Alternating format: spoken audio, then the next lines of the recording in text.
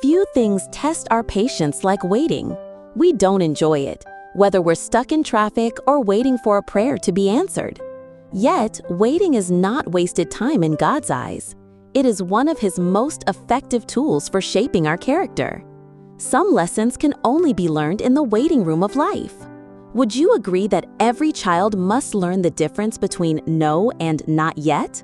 They aren't the same.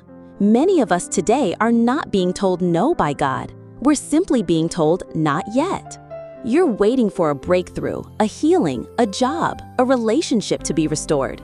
You've prayed, and the silence feels heavy. But silence doesn't mean absence.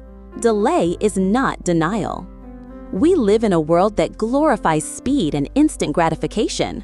We want faster food, faster internet, faster results. And we start to think that waiting equals wasting time. But with God, waiting is never wasted.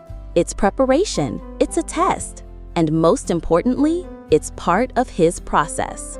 When we wait, we begin to question, if God loved me, wouldn't He have answered by now? And doubt creeps in. The if questions arrive. If God was going to come through, wouldn't He have done it already? And if we're not careful, we begin to take matters into our own hands. That's the danger of impatience. Many people in Scripture faced this same test. And often, when they rushed ahead of God, the outcome brought more pain than peace. Maybe that's you. You've been faithful, you've prayed, you've cried, and now you're at the edge of acting on your own. You're thinking, God, if you're not going to handle it, I will. But I ask you today, how long does God get before you give up on Him? How long before you start doubting His promises? We treat our relationship with God like a contract sometimes. I'll go to church, pray, and give, and you'll answer, God. But faith doesn't work that way. When God delays, He's not punishing you. He's preparing you. And while you're waiting, He's working. Waiting doesn't mean God is idle. He's arranging things behind the scenes. Timing matters to God more than we understand. He is never early, never late, always right on time. So why does God make us wait? Because He loves us. He's not just interested in what we want. He's deeply concerned with who we are becoming. He could give you the blessing now, but it would crush you if your character isn't ready to carry it. You think you're ready, but God knows what you still need to grow. In nature, you don't plant a seed and get a harvest the next day. There's always a delay between sowing and reaping. You must go through a season before seeing the results. Ecclesiastes 3 tells us there's a time for everything, a time to plant and a time to harvest, but never at the same time. Many of you have planted seeds, prayers, service, sacrifice, faith, and you wonder why the harvest hasn't come. It's because it's not the right season yet.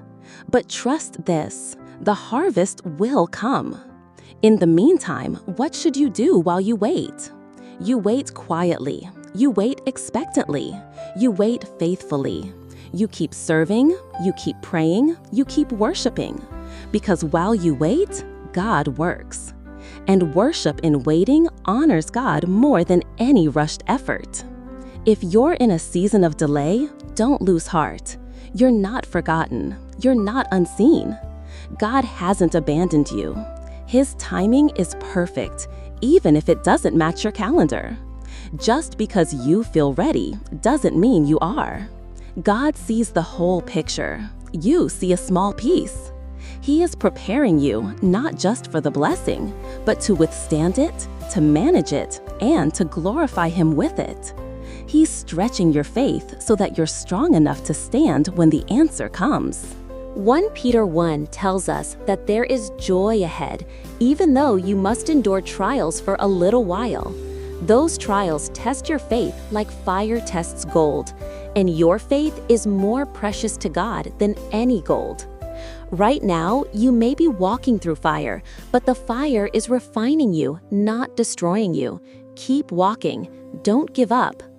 Waiting is always a test of your faith, your character, your trust, and your patience. And it's not easy. Sometimes it's far easier to act than to wait. But waiting requires surrender. It demands total trust in God's plan and timing. The truth is, if God gave us everything we asked for when we asked for it, we'd become spiritually spoiled. So instead, He matures us through waiting. He strengthens our relationship with Him. He builds our faith so we can handle the blessing when it comes. He is not slow, friend. He is wise. He sees what's coming next month, next year, and the next decade, and He's planning it perfectly for your good. Don't give up on God because He never gave up on you. He's shaping you while you wait. He's preparing what's next, and He's walking with you through the waiting. So, what do you do while you wait? You worship. You trust. You stay faithful. Because when God finally moves, it'll be worth every second you spent waiting.